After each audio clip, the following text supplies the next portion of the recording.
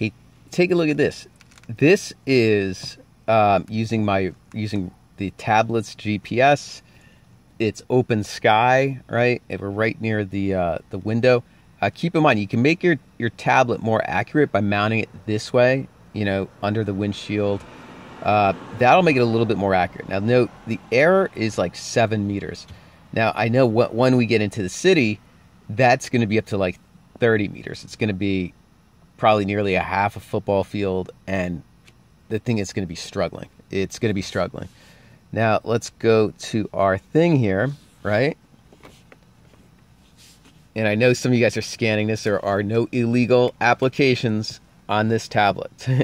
I know some of you could be looking at it and studying it and stuff like that. Ooh. No, there are no illegal applications on this tablet. So this is Bluetooth GPS. This hooks up the Garmin Glo, which is, it makes it the GPS more accurate. It hooks up the Garmin Glo to the to the tablet. So here we go, right? Connect. All right, it's connected, and let's go to its internal specs, status, right? And now look at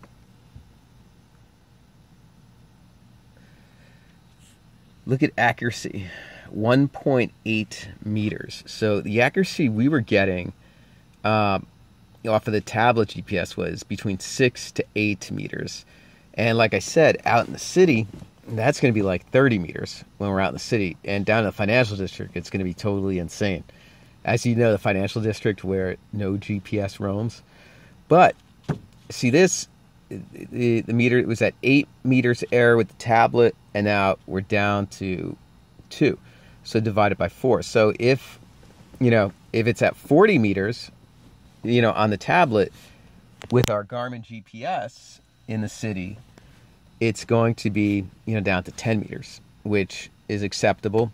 And the only problem, and this is a huge problem, I think we would need to have a discussion with, Uber's department, Uber's tech department, to see if this can be used. Because, right, we're actually using this application, we're actually spoofing location. It's location spoofing. It's location spoofing, though, for better accuracy, for pinpoint accuracy, rather than, actual faking the location. But you know how Uber is. They're very automated, right? And they believe in their systems, and they will think you are using fake GPS if you use this.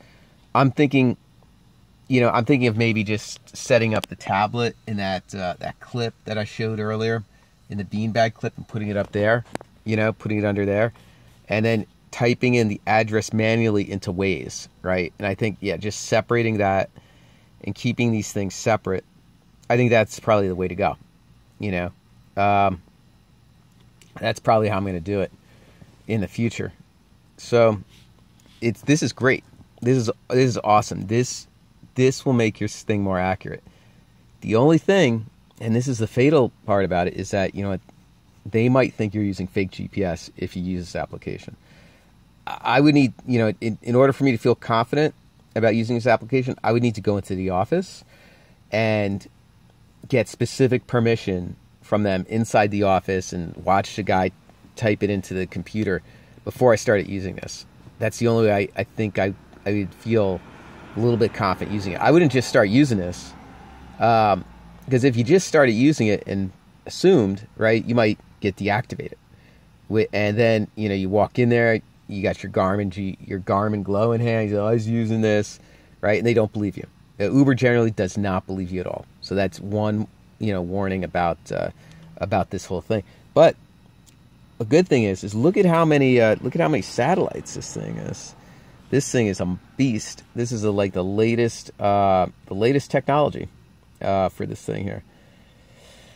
So this is a great item, and I think it would be great for Uber. But like I said, the only thing is, a tragedy here is that they might think it's fake GPS, and this is even more accurate than the iPhone.